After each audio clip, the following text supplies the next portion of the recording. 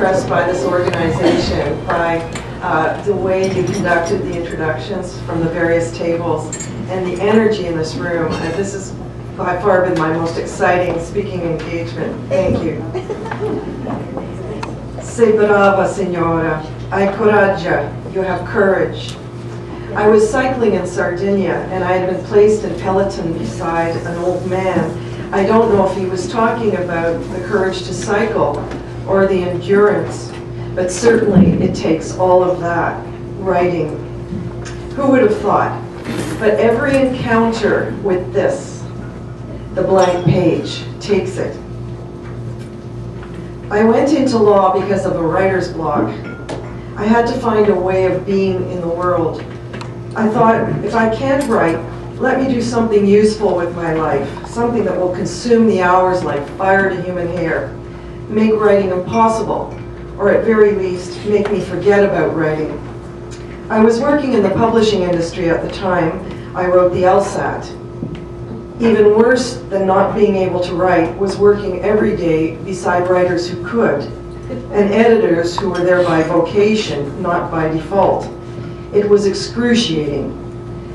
I mistakenly thought that editors were all would-be writers, again, not appreciating that a writer must be both. Now, how many in the room are professional editors? And how many are writers? And how many are both? Now, I've got a few more dangerous questions. Who among you feel nourished by what you do for a living? Well, that's a good sign. And how many feel withered by what you do for a living?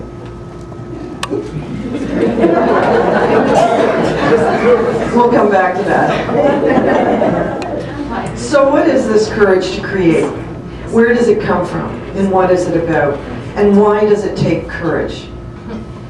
I'm going to from Rollo May's The Courage to Create. Commitment is healthiest when it is not without doubt, but in spite of doubt. To believe fully and at the same moment to have doubts is not at all a contradiction. It presupposes a greater respect for truth, an awareness that truth always goes beyond anything that can be said or done at any given moment. Making Ola's and Other Family Secrets, my 5th publication, was the book that made the difference in my career. I went from being a good little aspiring writer to the writer that now half my family wanted to sue.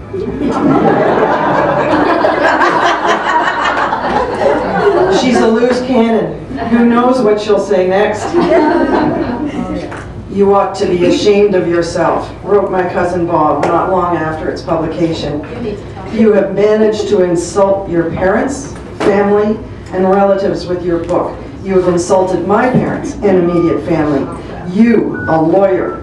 To consider if there were any legal implications should have been enough to change the direction of your story.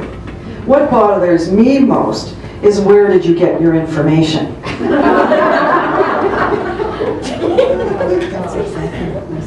That sent me into a tailspin of silence for approximately a year, I kid you not.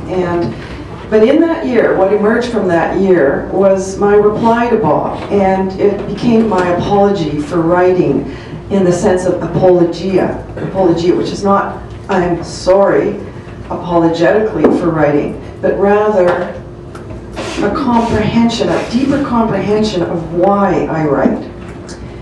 Bob, there is no information and there are no informants. These characters in their fiction, in their world, are fictitious. What informs the stories is everything I am, have experienced, witnessed, seen, heard, felt, been, and done or not done, but could imagine. Every one of my characters is me and also not me, just as children are not their parents. They come about as a result of a creative process which is mysterious to me. I have practiced for 25 years in the area of matrimonial law. I see families in crisis multiple times a day. I have acted for generations, for fathers, and then sons, mothers, and then daughters. Sometimes multiple times for the same person. Family is a recurring presence, force, and theme of all my stories. These families are not my family. They're Jewish and Italian, Hindu, Muslim, Oriental, WASP.